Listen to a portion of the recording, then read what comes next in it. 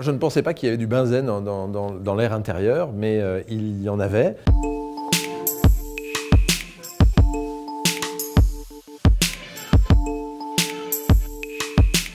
On sait aujourd'hui, depuis de nombreuses années, que les meubles, que lorsqu'on fait des travaux, eh bien, nous avons un développement de benzène, de composés organiques volatiles divers et variés, qui sont toxiques pour la santé et qui peuvent générer, lorsque on est dans des concentrations assez fortes, eh bien, des pathologies importantes, souvent cardio-respiratoires.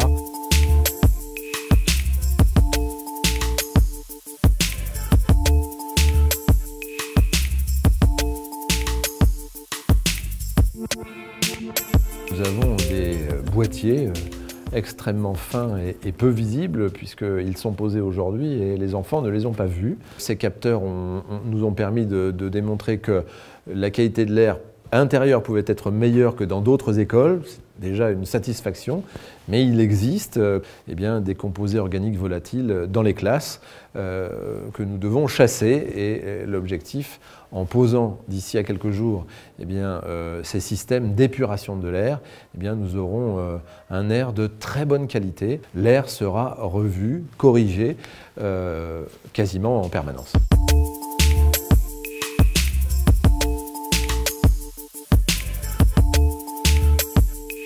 Le CO2, eh bien, on respire et donc on génère du CO2. Et quand on est dans un endroit fermé, il est clair qu'avec trop de CO2, eh bien, on a des capacités de réflexion en particulier qui sont diminuées. C'est la première fois en dynamique et en présence des enfants que l'on va pouvoir mesurer et en même temps eh bien, faire en sorte que la qualité de l'air soit la plus parfaite possible.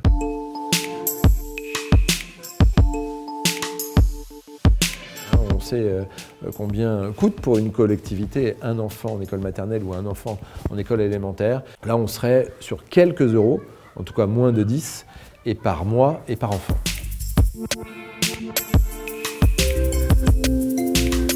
Lorsqu'il y a une livraison de tables ou de chaises, eh bien que l'ensemble des éléments plastiques qui servent à la livraison, il est très important de retirer ces éléments qui vont déposer eh bien, ces éléments qui sont nocifs. Et donc pour l'école, évidemment, pour la mairie, pour le centre communal d'action sociale, les services techniques, la médiathèque.